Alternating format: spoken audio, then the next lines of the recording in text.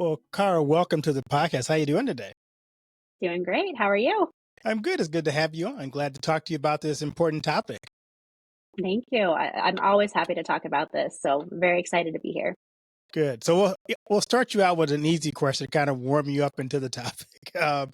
What's the best piece of advice you've ever received? I was thinking about this. I think it's going to have to be go somewhere for school that you want to live.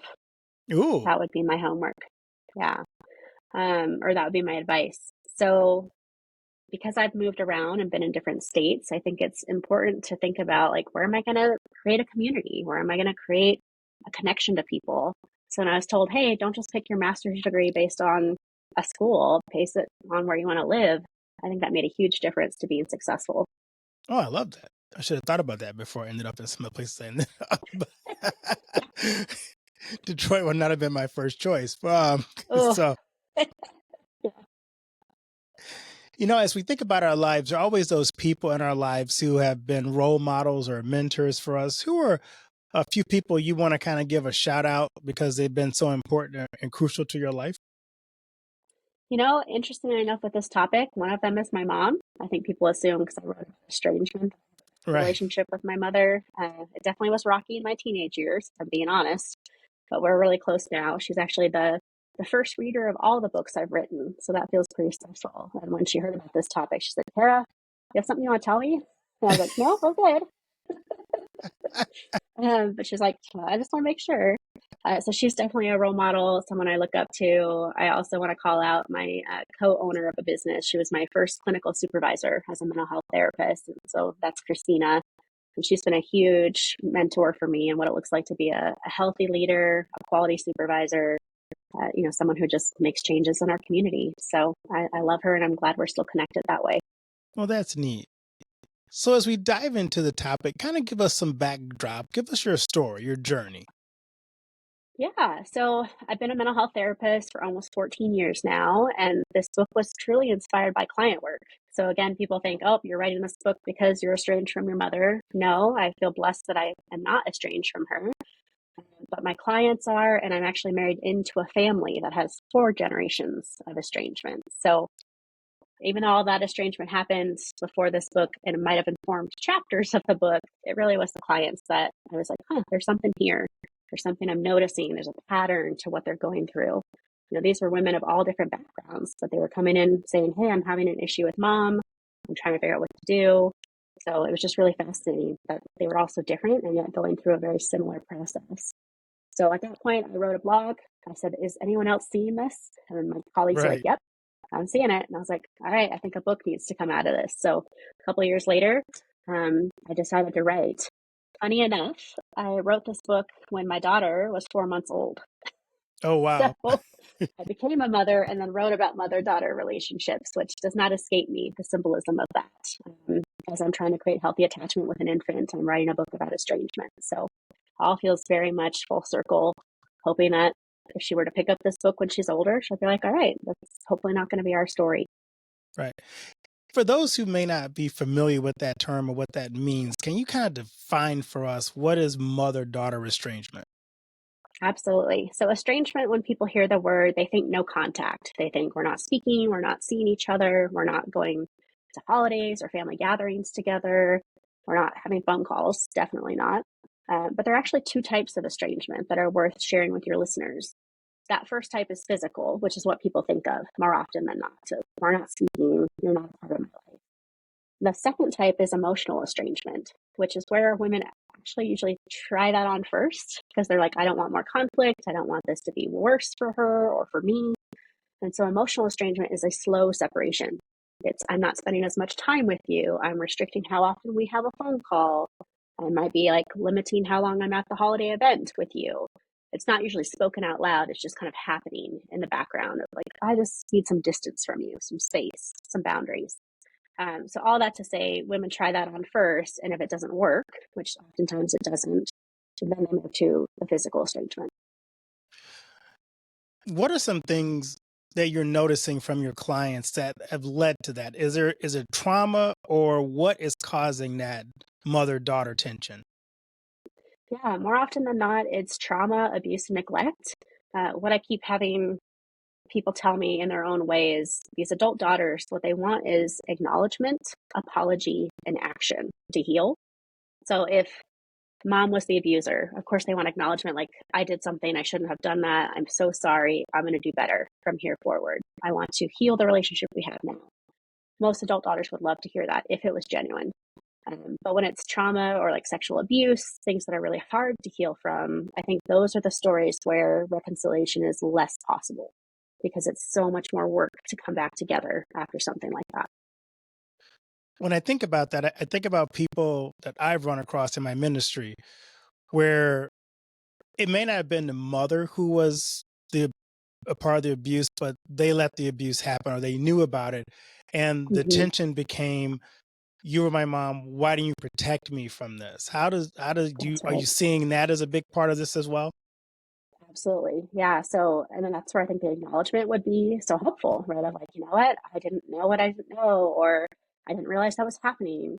But the true stories I share in, or the stories I inspired in the book, they're not true stories. They're all compilations of clients. But the stories where they did exchange and not reconcile, it was because mom could not own her own stuff. She couldn't say, I failed you. She couldn't say, I'm sorry. She couldn't say, I picked that person over you. I picked my partner over you. I picked my spouse over you. I turned a blind eye. I've had clients who've told me outright that mom said, I don't believe you. I don't believe this happened. You're lying to me.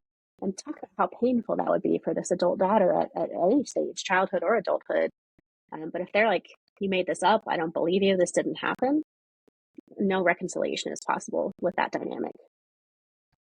When it's not as severe, what are some steps you've taken to help repair those broken and damaged relationships?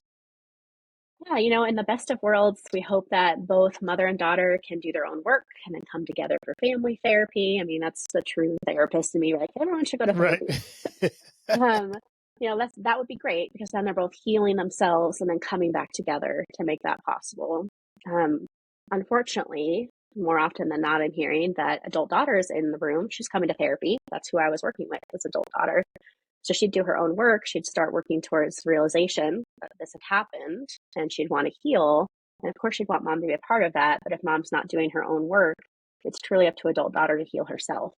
And so a lot of the therapeutic tools in this book were for daughter saying, we can't bank on mom coming back together with you and doing this work. So how do we heal you? How do we help you move forward with or without mom? So best case scenario, everyone's coming together, doing work, healing. Worst case scenario, daughter's doing this on her own. How hard is it for the daughter who's going through the work, but because mom won't own her part of it, you just keep traumatizing the daughter over and over again? Yeah, I mean, I think this is why estrangement is chosen, right? Is that they're like, I can't keep this cycle going. I can't continue to tolerate that mom is saying or doing the same thing over and over again. And so for a daughter to go through a relationship rupture and then say, this is the only thing I can control, I can stop talking to you. Um, so for listeners, it's really important to emphasize this is a process. It's not usually impulsive. It's painfully slow of them saying, I've tried all the things. Could I try harder? And then they go, I can't do this anymore. And so they choose estrangement, which is a difficult choice for daughter. So at that point, it's normalizing. This was painful for you. This is a process for you. Here are these 8 stages you might be working through. So having this image, this that I first put in this blog way back, was like, hey, I think you're going through some predictable stages of how it's going to look to heal from this estrangement. And some of that was grief, actually going through a grief and loss process, doing some deeper work, which of course as a therapist I love because then they're talking about how to heal other relationships outside of mom. But for so many of these daughters, it's just permission to do that work, to slow it down and say, this feels awful and I want to feel differently. I want to feel better, even if it's years from now. How does that the daughter estrangement cycle, how does it impact, you talked a little bit about just now, future relationships? Do they struggle typically to have intimacy, connection with someone else because mother daughter was so strained and so much trauma was involved in that? I think it's totally possible. Even though none of us want to admit that we marry or partner with our loved one, we marry Right. someone who's our mom or our dad. That makes me cringe even saying that here on your podcast. But there is something to that. We go with what we know, right? We go with the familiarity of a person or the type of behavior. Like, I know how to respond to this type of abuse. I don't know how to respond to niceness. I don't know how to respond to a different attachment style. So for some of these women, they'd come in and say, I don't want to do this to my own child. I don't want to recreate the cycle on them.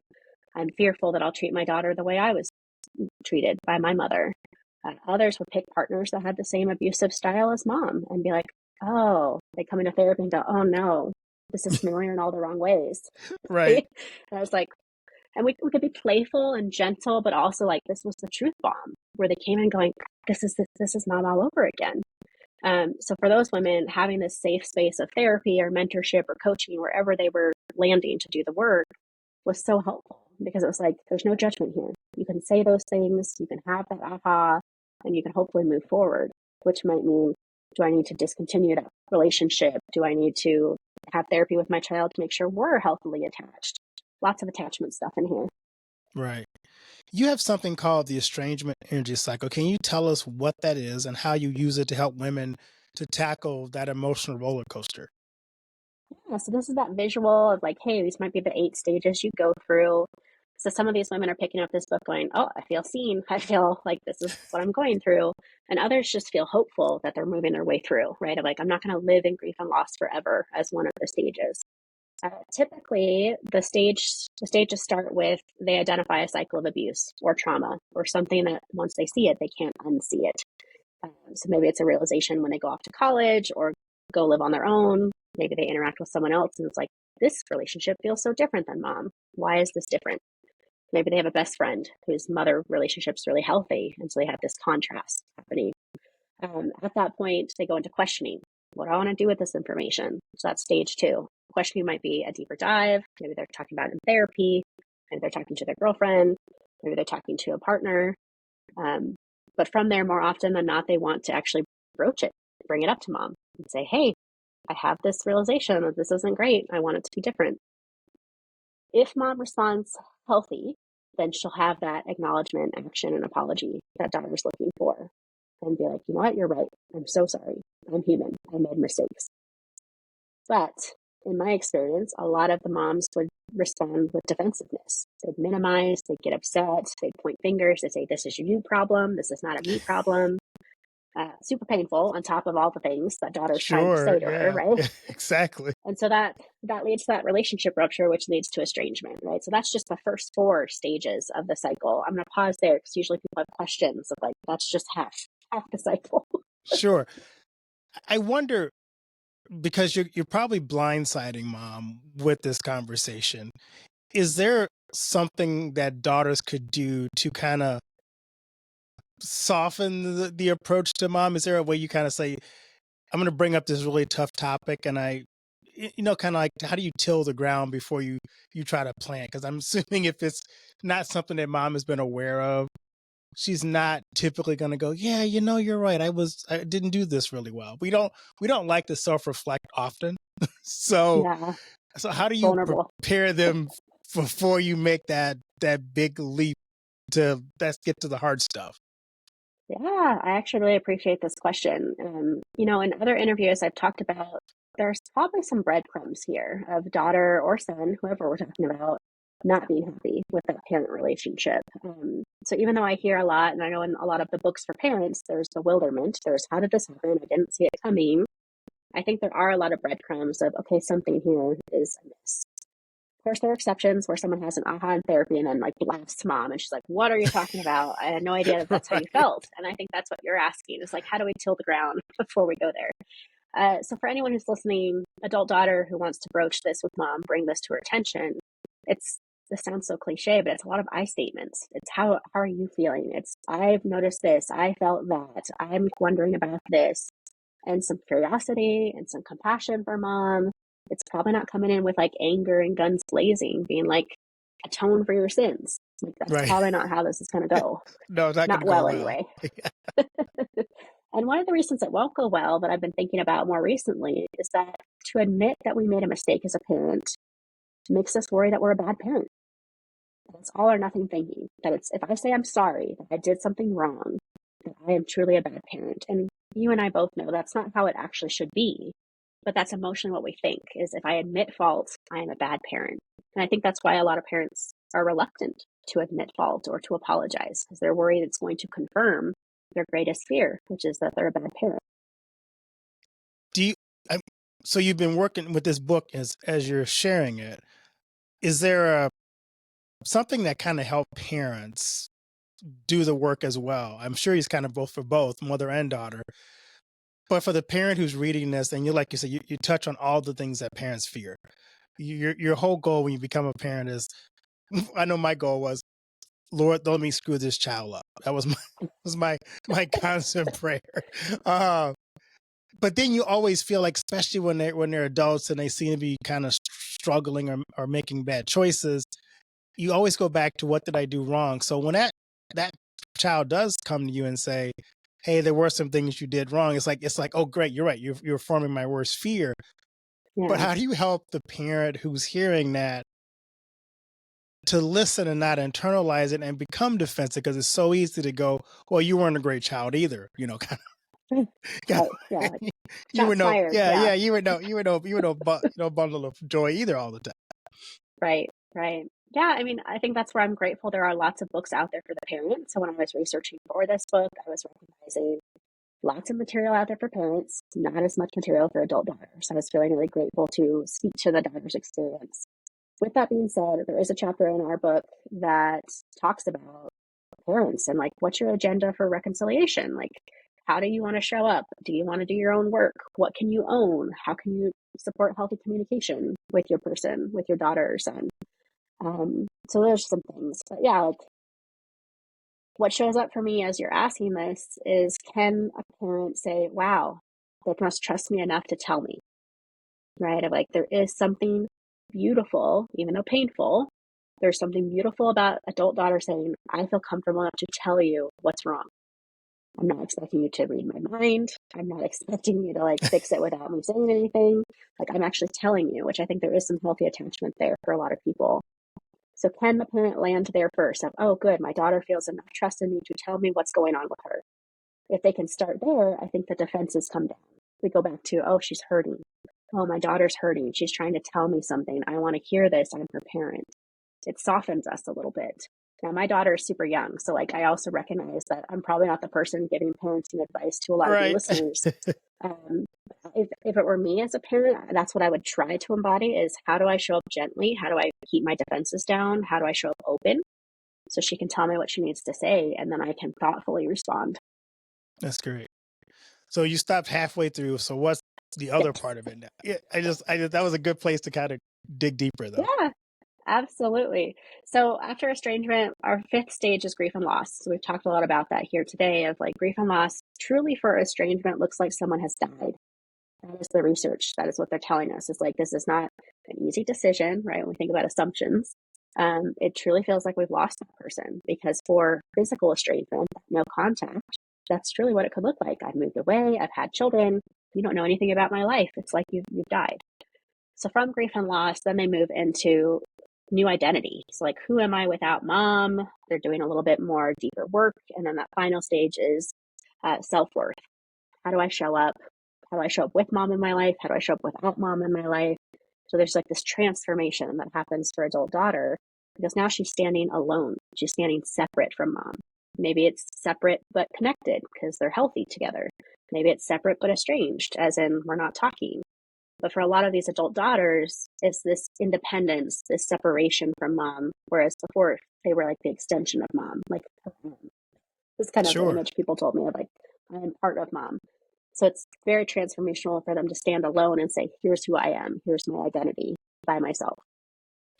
So what does, and I know it's not the same for everybody, but what does it typically look like for the daughter who's come through the estrangement and is healthier on the other side? What does that look like for the daughter now? Yeah. So, I mean, obviously, if she's talking to mom, hopefully it means a closer relationship, a lot more healthy communication, healthier boundaries, all the things therapists love. If she's not connected to mom, then maybe it's more about how she shows up in her other relationships. Is she showing up with different attachment response to a partner or spouse? What about her own children if she has them? Is she showing up in her community differently because she feels like she has autonomy and a say and has value just as she is? So it's a very beautiful transformation for a lot of these women. The challenge is, how long does it take for them to stand on their 2 feet with confidence, which I cannot answer on your podcast. But I think for a Right. lot of women, it does feel worth it when they finally look at themselves in the mirror and say, I am the woman I wanted to be. That is really powerful to hear. This is probably hitting a lot of people who are going through this. But what are some of the social stigmas attached to this mother-daughter estrangement? As you think about kind of how we show up in society? Oh, yeah, there's so much here. I appreciate you saying kind of loaded, because it Yeah. is. There's a lot of assumptions based on cultural expectations, family systems, right? Some messages of family comes first. Of course, you should talk to your mother. Things around the mother daughter bond is strong. And so then these women are asking themselves, what's wrong with me? My mother doesn't love me. She doesn't like me.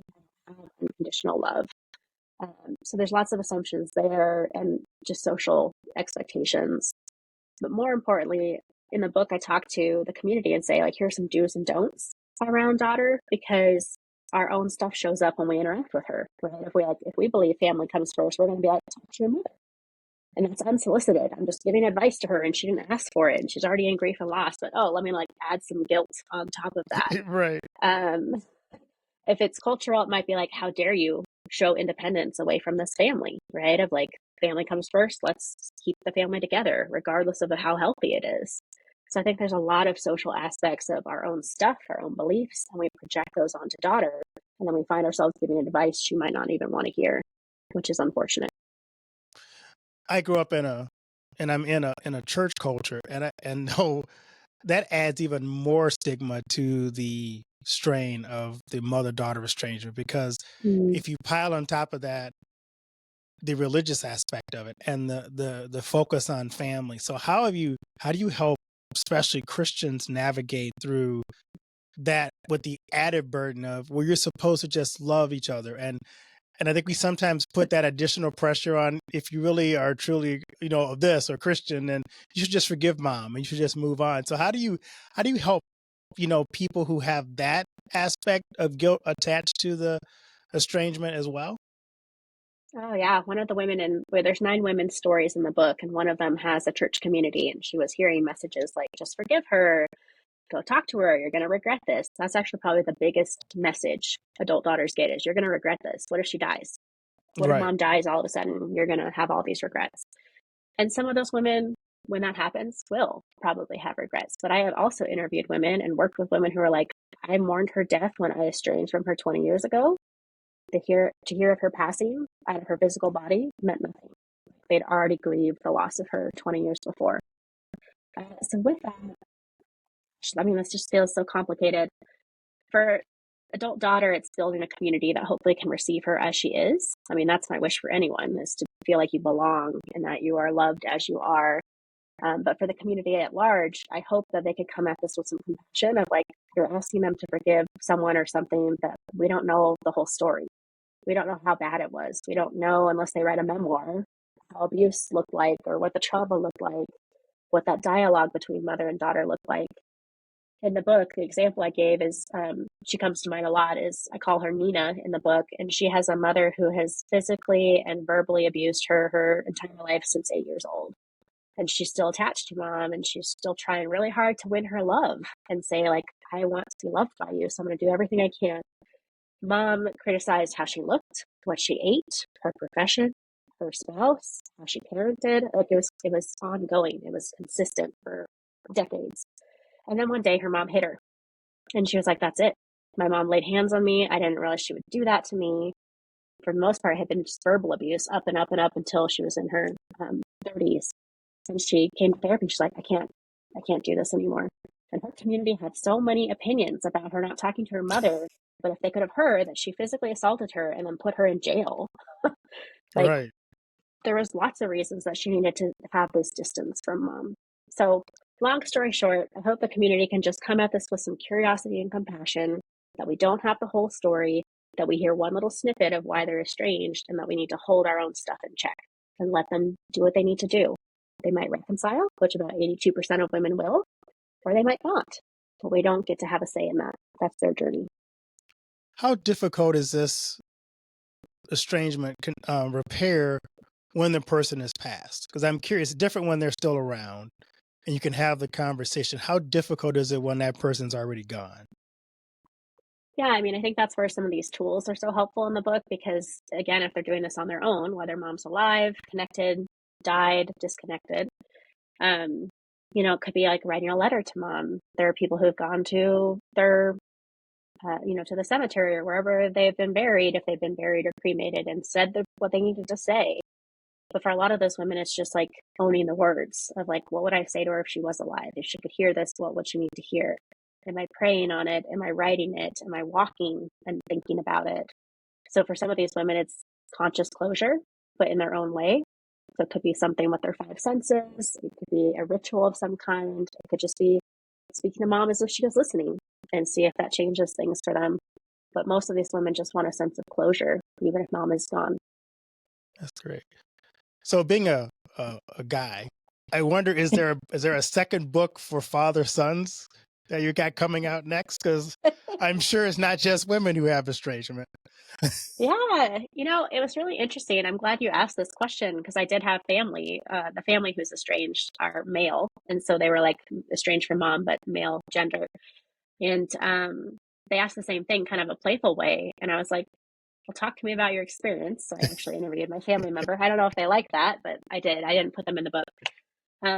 I wrote a chapter for men, and one of the things I highlighted is that for men, it's so different the expectation of your connection with your mother or your father. Like there's this level of independence as a man where it's like you're going to go off, make your own family, live your own life, that it doesn't seem like it has the same pressure, societal pressure on you to reconcile, where it's like, good luck, go you go, you got this. But for women, it's, oh, you should be connected. I don't know why you're disconnecting from your family. So there's a gender difference here.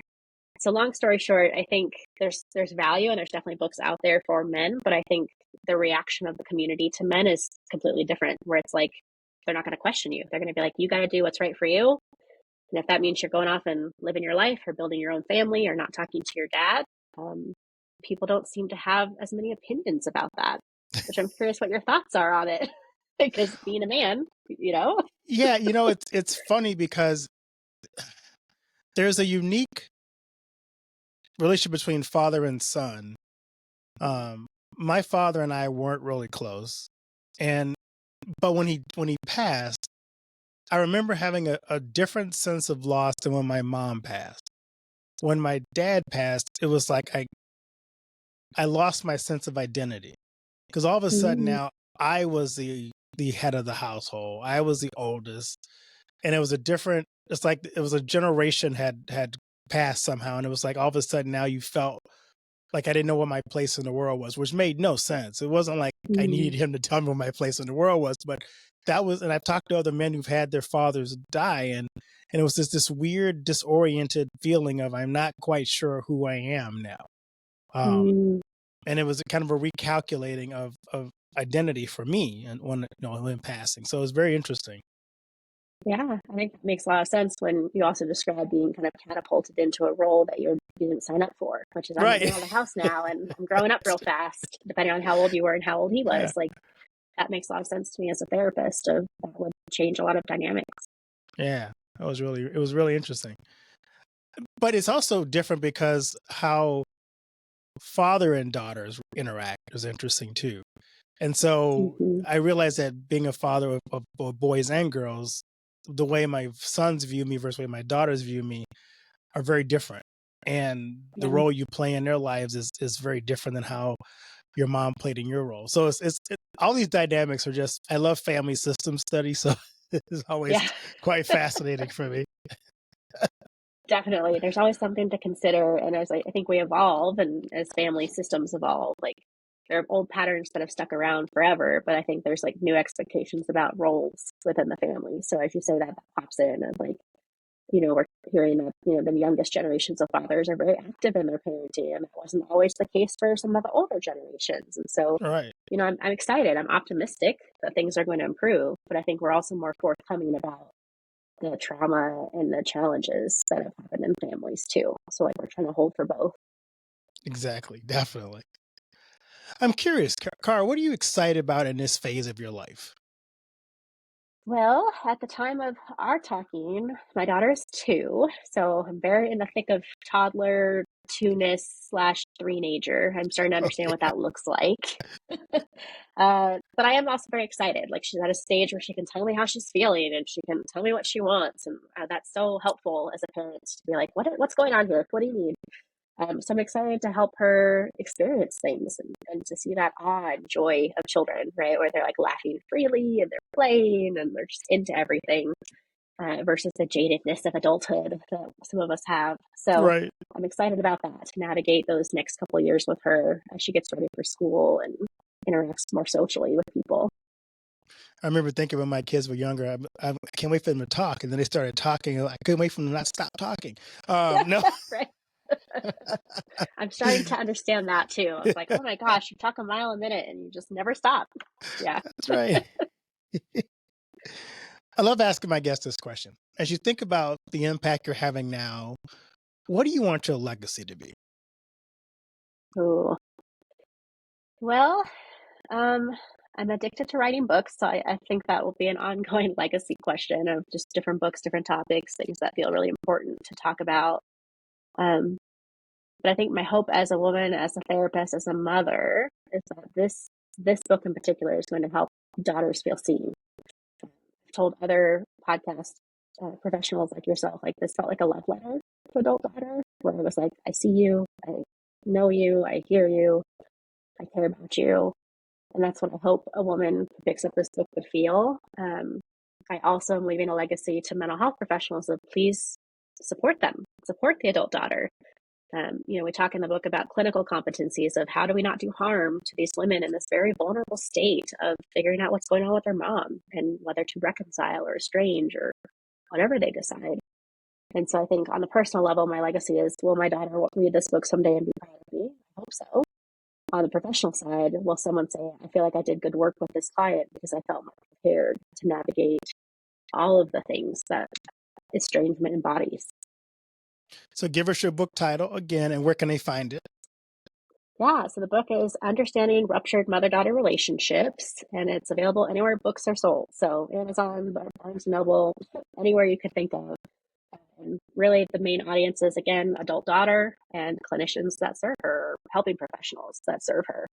So I'm hoping that makes a difference. So as we kind of wrap this up, our conversation, what key takeaways do you want the audience to walk away with? From our conversation, leave your stuff out of it. That sounds so funny. Leave your own bias out of the equation. If you're listening and you're like, I have someone in my life who's estranged, which, fascinating, in the research for this book, 1 in 12 people is estranged from at least one family member.